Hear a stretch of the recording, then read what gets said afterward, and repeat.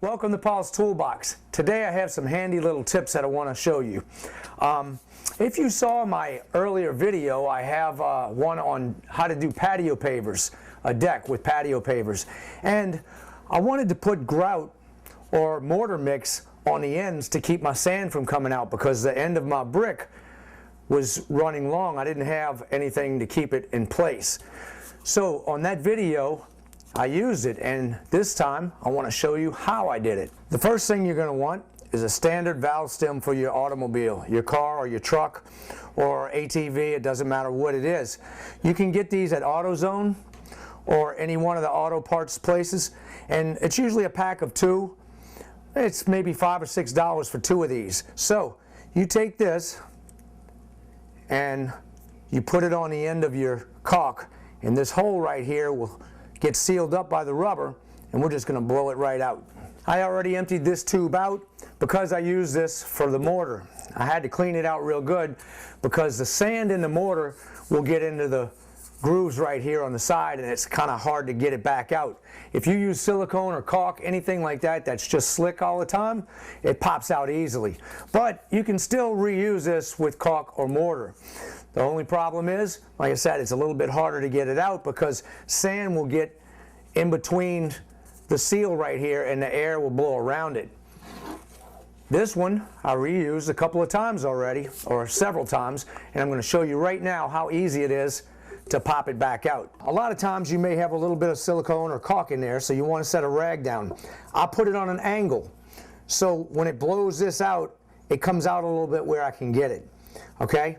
Now, I'm just going to take my valve stem and put it right on the end. Once I do that, I'm going to blow it out.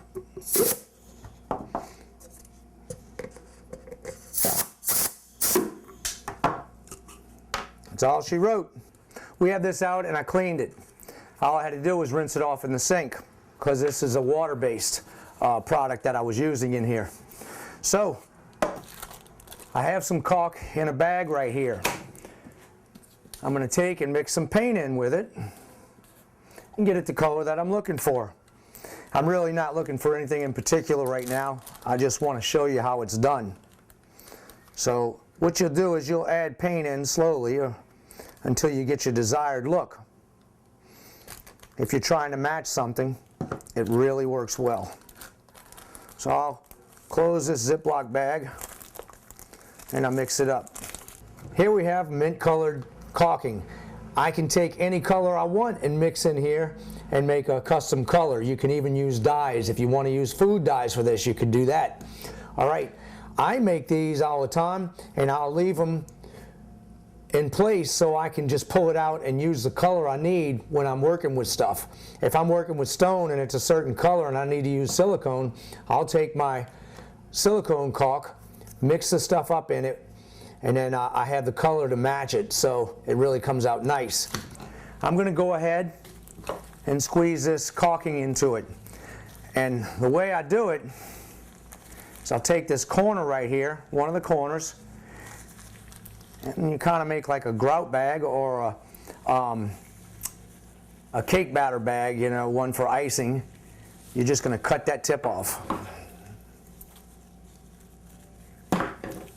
Now I have the tip out of it, I can just squeeze it in to my tube.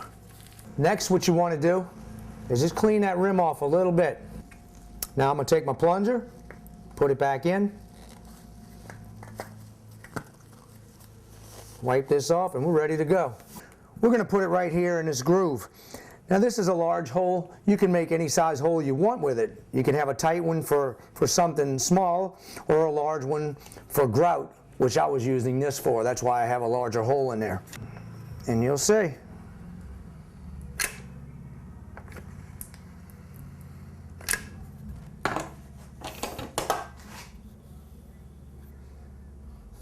You see the difference in color.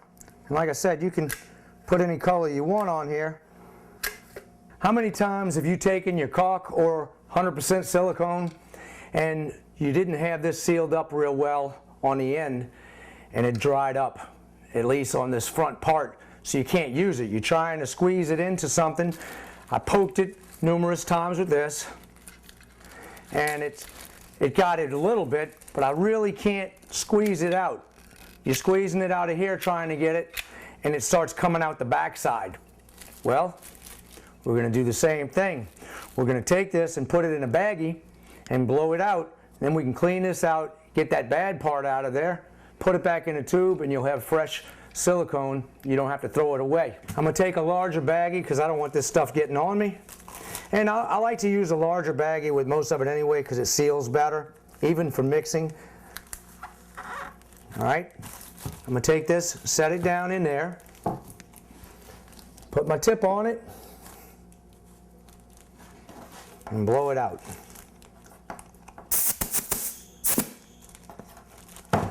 See how I came right out of there? The cap's right here. I'll take that and clean it, and then we'll just have to clean this.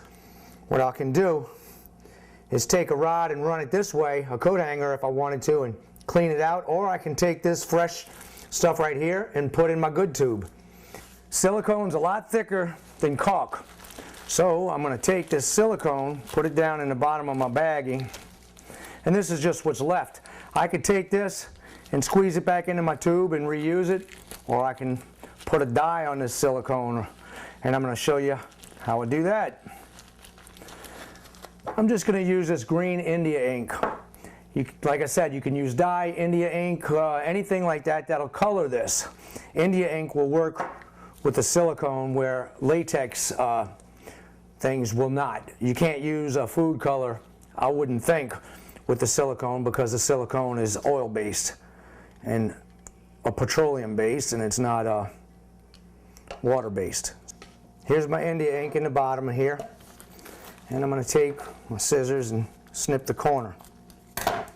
So I can just squeeze it into there. I have it in there. All I'll do is mix it up with a spoon. You're not going to be able to use this one again with the colored because you do have stuff in there and you need to clean it out.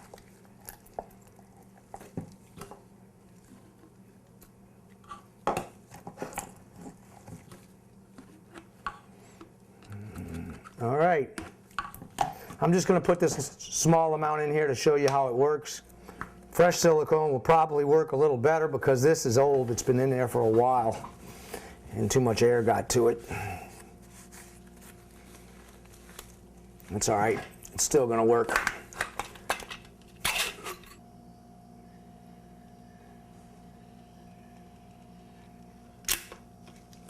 There's another really cool use for these valve stems, and you may want to check out this other channel. He shows that at 65 Ford.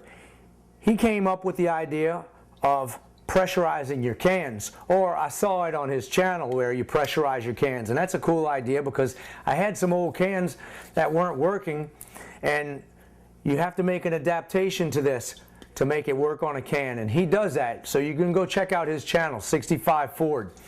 What he does is he pressurizes a can again with your compressor, and he explains all of that. So check him out too. I'll see you on the next project, and don't forget to subscribe. Before you go, I want to show you a really cool tool, and next month is Breast Cancer Month. So I want to bring this to your attention. This is a Mega Pro screwdriver, and this screwdriver has 15 different tips for it. You have 14 in the back, and you have a 1/4-inch nut driver in the front. Now, a lot of different screwdrivers may have that, but that front part is not a hardened steel. This is. The back spins, so you don't have to worry about losing your bits when you spin this cap. Most of them, the cap spins off, it comes off, you lose all your bits. That's the way it is. This one, you don't have to worry about that. Pretty cool little tool. And this part spins, so if I'm putting my screw down on there and I'm bearing down on it, I can hold this and spin it, and I don't have to worry about burning my fingers on this end or losing my cap or burning my palm on this end. I can put pressure on it. Lifetime warranty on them. They give $1 for every one of these sold. All year long they do this. $1 toward breastcancer.org.